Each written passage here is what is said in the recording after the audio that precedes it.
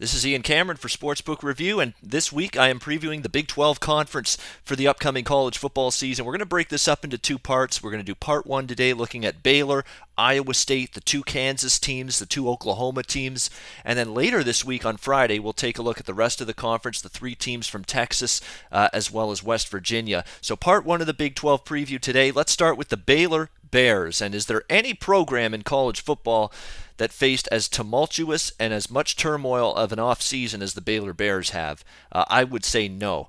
The offseason in Waco, tons of problems. I mean, the investigation, we all know about that, into the reports of sexual assault on within the program, and an investigation that resulted in the dismissal of head coach Art Briles, the president gone, the athletic director gone. It just scholarships diminishing from the findings of that Pep Hamilton report when they investigated Baylor on those sexual assault counts.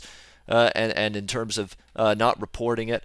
So from that standpoint, just a disaster, really, of an offseason for Baylor, just at a real bad time, because this Baylor program, let's be honest, Baylor's been on the incline. They've been on an upward trajectory now for a long period of time. Now Art Briles has been dismissed. The scandal has affected the players. You know, the roster's down to 70 from 85, well below the 85 player limit in the NCAA. You know, and then Jarrett Stidham, one of their top quarterbacks, extremely talented. He's decided to transfer.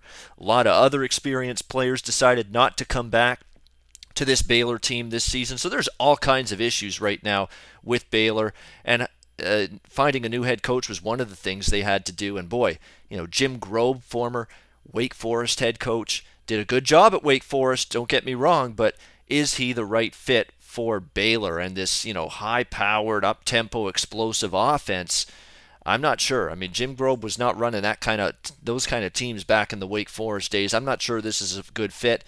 I like Jim Grobe. He knows how to coach. He's going to be a steadying, calming influence. I understand that, and I get that. But is he a good fit? I don't know. He's probably just a short-term solution until they find someone else down the road. But odd choice for sure that Jim Grobe has been tabbed as the head coach here in Baylor. The good news is Seth Russell, a guy that got injured last season, he is healthy to start this season. Neck injury last year completely derailed his season.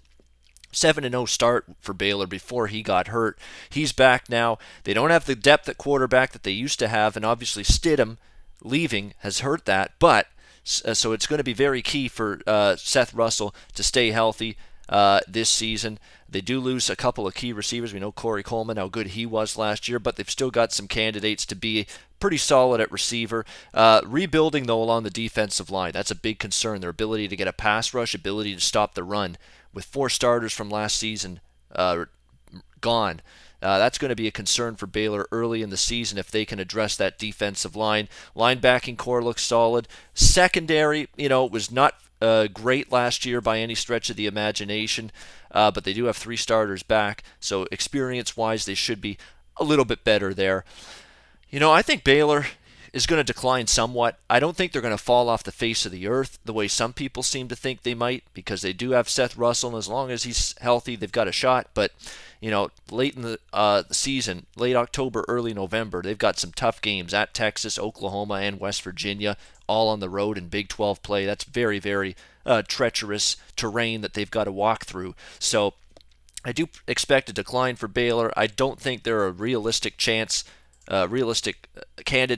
to win this conference, but I wouldn't think they're going to fall off as much as maybe some people do. Iowa State Cyclones next up here in the Big 12. Iowa State, Paul Rhodes, after 6 years, fired after last season, finally turning the page, looking forward, and they hired former Toledo head coach Matt Campbell to take over here of this Iowa State program. You know, Campbell did a great job at Toledo, and really he has been very good everywhere he's been in college football, but he's got a real challenge here. Iowa State, you just don't recruit to Ames, Iowa like you can recruit to Oklahoma, like you can recruit to the Texas schools, you know, and other teams in the Big 12. That's going to be the biggest hurdle that Matt Campbell is going to have to overcome. He can coach. He knows how to get his teams ready to play, but can he recruit the athletes and the overall talent that is needed for Iowa State to hang in there and contend with some of these better schools and better teams in the Big 12? That remains to be seen. We'll see if he can get the job done. Iowa State's offense, it's not going to look like a lot of Big 12 offenses. Matt Campbell's come right out and said, we're going to run the football. We're going to be a power football, pound the rock down your throat type of team. We're not going to be that air it out, spread offense that, a lot of teams, especially in the Big 12, love to employ. That's not going to be Iowa State. So this ground attack is going to have to be good. They're going to have to run the football, take some pressure off Joel Lanning, the quarterback. Because, again, he's a guy that struggled with accuracy, and his completion percentage was not great last year. So they're going to have to run the football, take some pressure off that guy. Only one returning starter on the offensive line. That's also a real big concern for me with Iowa State.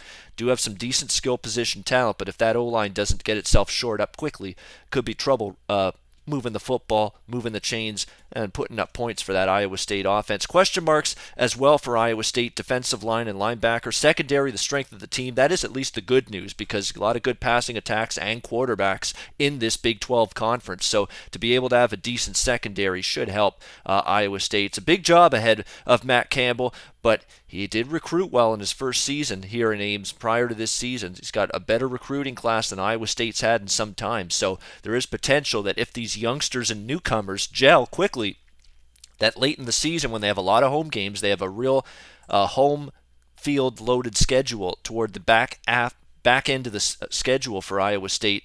That's when they might be able to make some hay. It's a team that very well could push for a bowl berth this season. I think 6 wins is something they can do depending on how quickly those newcomers assimilate themselves here at Iowa State. Kansas Jayhawks next up, and Kansas, what can you say? Big 12 bottom feeder for years, and I really don't see if that's good. I don't really see that changing this year, to be honest. Jayhawks winless, 0-12 last year, and despite being extremely lowly rated in the betting markets, as bad as they were, and as bad as odds makers knew they were, they still only went 3-9 against the spread last year. You still were burning money betting on this Kansas team week in and week out. That is just how bad things have been. Here's poor David Beatty now entering his second season as head coach. He's still looking for win number 1 here with Kansas. How bad is that? How pathetic is that? But that's the way. That tells you all you need to know about the just destitute state of this Kansas Jayhawks football team. Beatty has announced that he's going to be taking over the play calling duties this year. He wants to transition this offense into more of an up-tempo Texas Tech air raid style of passing attack, increase the tempo, increase the pace. Problem with that is if Kansas defense doesn't play any better, if you have 3 and outs over and over again, you're putting a bad defense back on the field in like 2 minutes. Of real time. So that's the live by the sword, die by the sword type of decision here that David Beaty's come up with to go to up-tempo, no-huddle offense. You don't move the football, you're putting a shitty defense back on the field in a real hurry. So that's going to be something to watch moving forward. Who's going to be the quarterback? Ryan Willis is in the mix, showed glimpses of potential last season, but his completion rate and too many turnovers hurt him. He's battling with Montel Cozart, who started a lot of games last year as well for Kansas. Cozart every bit as erratic, really, as Willis during his playing time last year. 3 starters back on the offensive line, but they really struggled to protect the quarterback. I mean, I think Kansas offensive line last year, one of the worst in the number of sacks allowed in college football. That unit's going to have to improve. Running back depth, not a whole lot. That's a concern. Wide receivers should have some talent and depth. That's a good sign. Really good considering they're transitioning more to this air raid pass-heavy attack. You want a boatload of receivers and depth at that position. Looks like Kansas might have a little bit more. That's a good sign.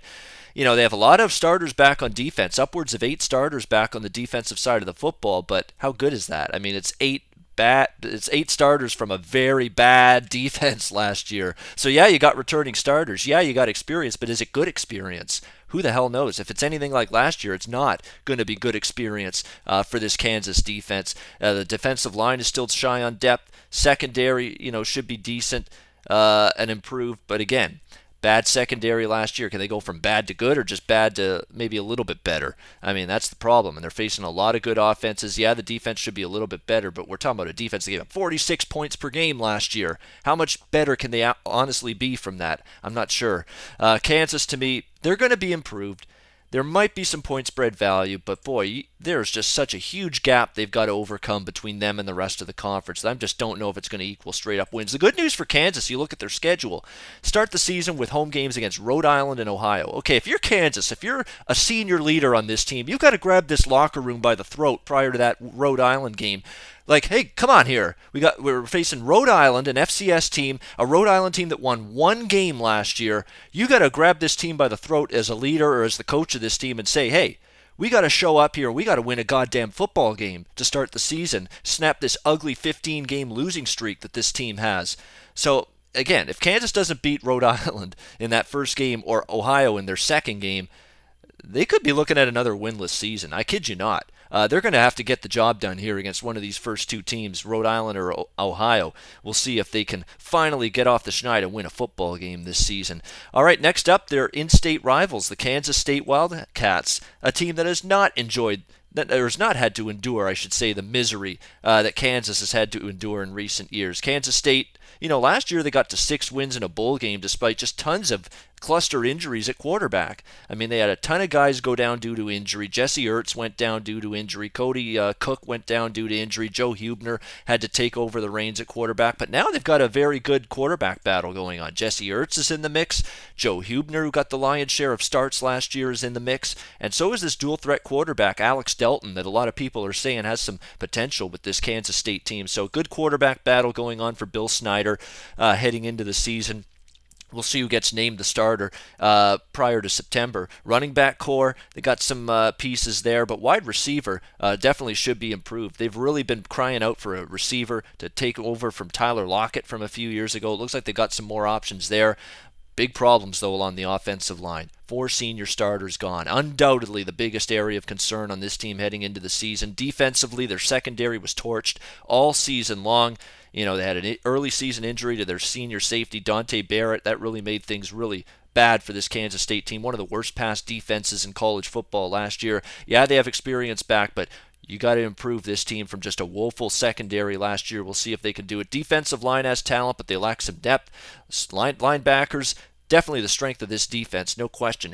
189 tackles combined between the returning linebackers from last season's team. So a lot of experience and production back for Kansas State at the linebacker spot. Might be Bill Snyder's last season. I mean, he was iffy about whether he'd come back for this season. So who knows if this is going to be the swan song for the legendary Bill Snyder in Manhattan. It's been one hell of a ride for this guy with this program. I think he's got a chance to have a little bit of a joyous ride here in what could be his final season. I think this team's got potential. I really do. I think they will improve on their 6 wins last season. I think they're going to be a moneymaker, especially in the underdog role, which is par for the course for these Kansas State teams under Bill Snyder's tutelage. All right, Oklahoma Sooners next up in our Big 12 preview. Oklahoma, Big 12 favorites, a national title contender like they were last year. Lofty expectations, but usually these are the years where Oklahoma stumbles. When they have the big expectations and the bullseye on their back, that's usually when they stumble, and that's going to be the challenge for them this year. Can they handle the pressure and the expectations? And they've got a tough schedule. They've got Ohio State and Houston in non-conference play. Then you're going to face a real challenging Big 12 slate. So lots of not an easy schedule for Oklahoma to manage. Of course, we remember what happened last year. Great season, but got blown out in the second half by Clemson in the national semifinal in the playoffs last year, 37-17. Baker Mayfield's back in the fold, but 2 concussions last year for this guy, and an offensive line that didn't do very well protecting him. So Baker Mayfield's got to stay healthy. Remember, Trevor Knight's gone. He departed to Texas A&M. Not as much quarterback depth now behind Mayfield. He's going to have to stay healthy. The offensive line should be improved, though, and have more experience. Love the running backs. I mean, Samaje Perine, Joe Mixon, great duo at running back. They're back for this team. Dangerous, dynamic running back combination there. Oklahoma lost Sterling Shepard at wide receiver, but they've got capable replacements. 3 good players and a Penn State transfer in Geno Lewis to fill the void. Defensively, they do have some holes to fill. Top pass rusher gone. Leading tackler gone. Top cornerback all gone from last year. But they do have depth along the defensive line. Linebackers and secondary, things are a little bit trickier there. Those 2 units may need some time to gel early in the season. Legitimate question marks for this team on the offensive line and on defense entering the season. And I don't like Oklahoma in these years where everybody thinks they're going to win. They're the favorites. Usually when they're in that role, they underachieve. Usually it's when they're not as expected to do as much where Oklahoma has the better season. So I'm a little bit worried about Oklahoma. I'm not overly bullish on this team. Maybe looking to bet against them at times. Also be looking to bet them over the total because I think this offense is going to be explosive, but they've got some question marks and holes on defense, and with the tempo they run, they could be in a lot of these 45-42 type of football games this year. So an over the total team from a week-to-week perspective, that could be the case here for Oklahoma this year. All right, we're going to wrap up part one of our Big 12 preview with the Oklahoma State Cowboys in Stillwater. Oklahoma State 10-0 last year, but boy, they sunk like a ship down the stretch. Got wiped out by Baylor and Oklahoma to end the season, and then a 48-20 ass-kicking in the Sugar Bowl to Ole Miss. So Oklahoma State looking to wipe away those memories. The good news is lots of key pieces back. Mason Rudolph, I still have a lot of faith and confidence in him. He was erratic at times last year, but he should be better now. More experience under his belt. 5 starters back, all 5 on the offensive line. That's huge for this team. So that's why I think this offense is going to thrive. Loaded at wide receiver. Tons of weapons for Mason Rudolph to throw the football to in the passing game. That's definitely good news for this team. On defense, big question mark is where's the pass rush going to come from? Because, there's a lot of guys that are back that are gone from that defensive front from last season. That's going to be something you're going to want to watch for. The good news is they have 2 or 3 of their starting linebackers returning from last year. The secondary should improve after not being very good. At 95th in pass defense last year, Oklahoma State in the country. The good news is more improvement this year. And only 1 start has been lost from that unit. So definitely should be an improved secondary, which is vital for success in the Big 12, which, as I've said a couple of times here in this preview, lots of good passing attacks and quarterbacks. So Oklahoma State's secondary improvement should help them out.